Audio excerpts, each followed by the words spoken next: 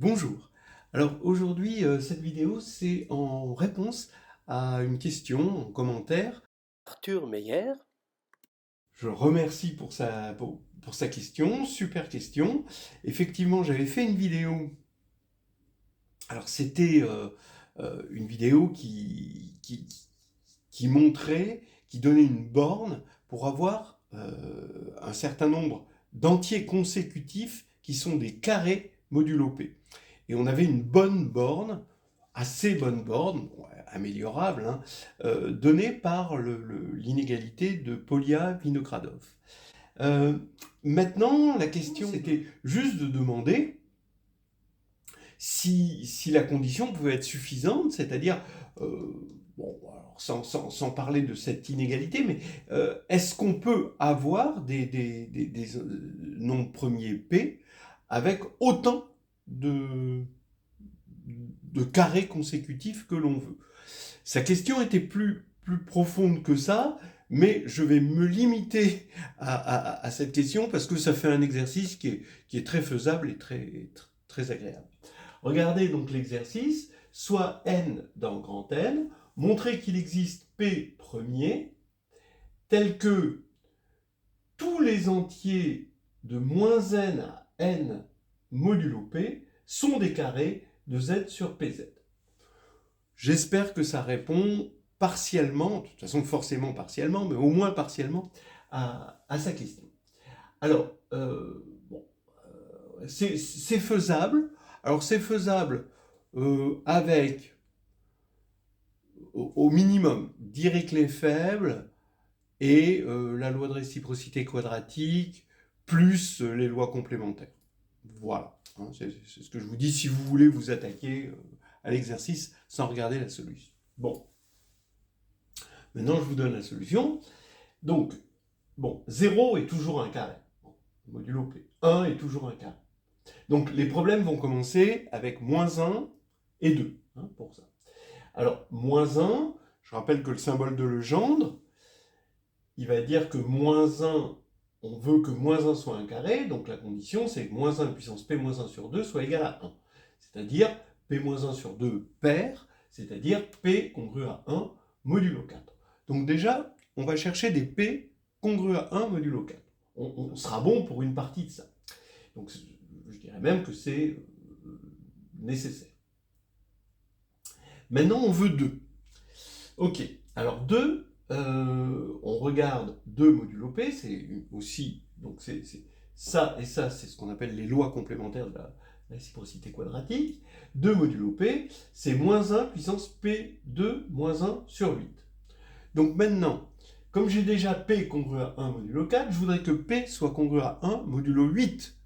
Comme ça, il sera congru à 1 modulo 4. Et en plus de ça, s'il est congru à 1 modulo 8, quand vous allez faire P2 moins 1 sur 8, ça fait 8Q plus 1. Bon, Q, c'est un entier, hein, c'est le quotient. Au carré moins 1 sur 8. Eh bien, ça fait quoi? Vous voyez bien que vous allez avoir un nombre pair, hein, puisque les 1 vont s'éliminer, et que vous allez avoir du 16Q sur 8, c'est pair, et 64Q2 sur 8 qui est encore pair. Bon, donc là, j'ai déjà une condition suffisante pour que moins 1, 0, 1 et 2 soient des carrés modulo P. Bon, pour l'instant, j'ai l'existence. Alors, est-ce que je peux avoir l'existence pour n égale 2? Ça voudrait dire que j'ai de moins 2 à 2. Alors, de moins 2 à 2, ben, j'avais moins 1, 0, 1 et 2. Il me reste encore à avoir moins 2. Alors, regardez, moins 2 modulo P, ben, c'est par le caractère multiplicatif du symbole de Legendre, c'est moins 1 modulo P fois 2 modulo P. Voilà.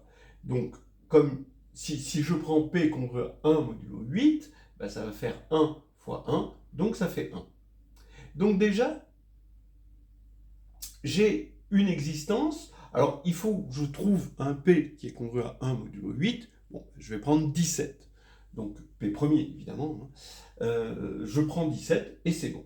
Donc déjà, pour n égale 2, j'ai le nombre 17. Alors, ensuite, je vais faire une récurrence. Alors regardez la récurrence, je vais prendre Pn, l'ensemble des P premiers, donc pour tout n, hein, dans grand N, l'ensemble des P premiers tel qu'il existe un M, un entier naturel, hein, inférieur à n, tel que P divise M. Voilà, donc c'est tous les diviseurs premiers qu'on va retrouver jusqu'à n, finalement. Hein. Et mon hypothèse de récurrence, voici celle que je propose, Hn. Il existe un nombre naturel positif, n indice petit n, tel que si P divise n indice n, alors systématiquement P est dans Pn,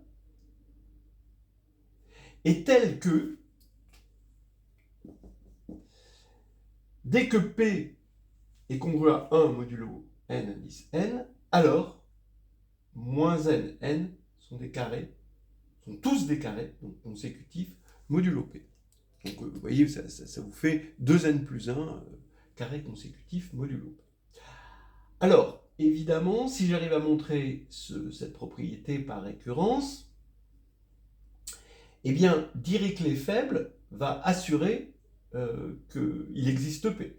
Parce qu'il existe un P, puisqu'il existe un n par récurrence, comme ça, et il existe P congru à 1 modulo n, ça, c'est le théorème de la version faible du théorème de progression arithmétique de Dirichlet. Donc, on aura résolu l'exercice. Bien. Alors, maintenant, allons-y. Je vais faire une récurrence pour n supérieur à 2. Donc, pour n égale 2, on vient de le voir. Hein, je prends n indice n égale 8. Et si P est congru à 1 modulo 8, eh bien, on a vu que tout ça, ce sont des carrés consécutifs modulo P. Bon, très bien. Alors maintenant, on va montrer que Hn entraîne Hn plus 1. Alors, de deux choses l'une. Soit Pn est égal à Pn plus 1, c'est-à-dire, quand on va de n à n plus 1, on n'a pas de nouveau nombre premier, d'accord ? N plus 1 est divisible par les mêmes nombres premiers qu'avant.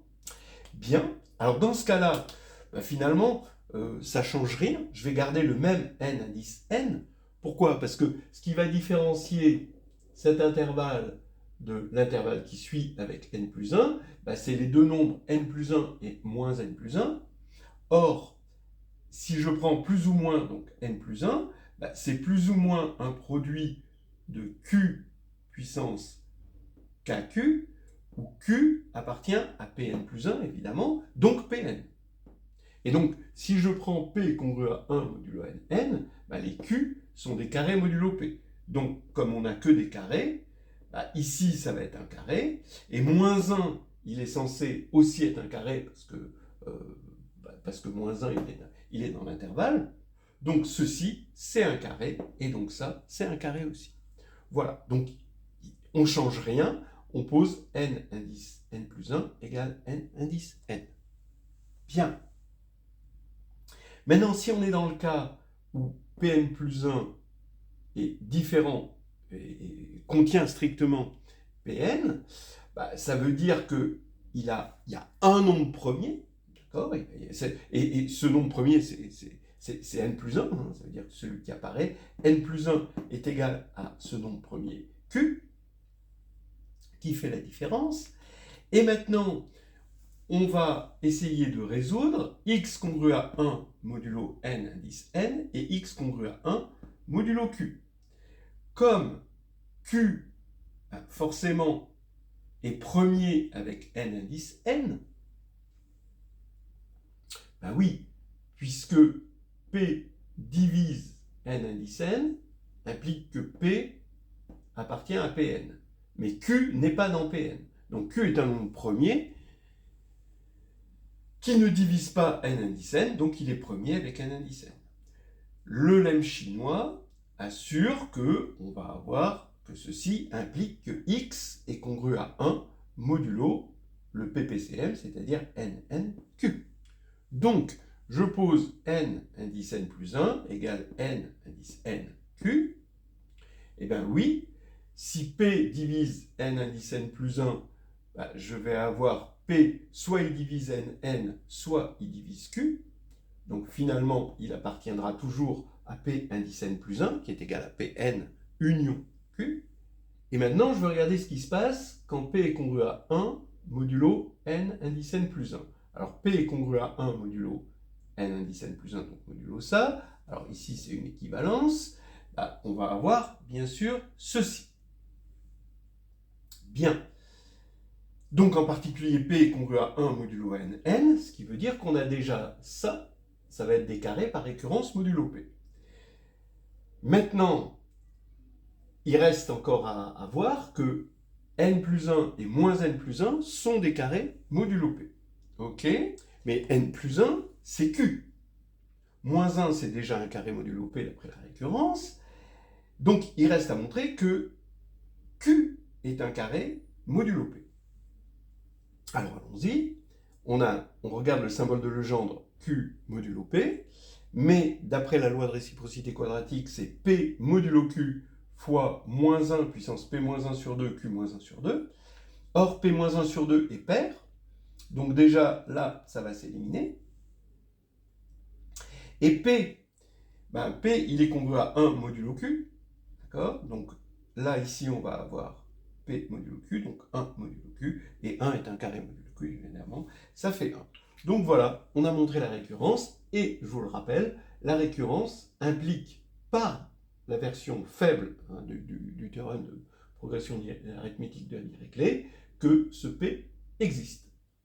Voilà, j'espère avoir répondu à la question, même un tout petit peu. Après, le reste de ces questions, c'est hors champ.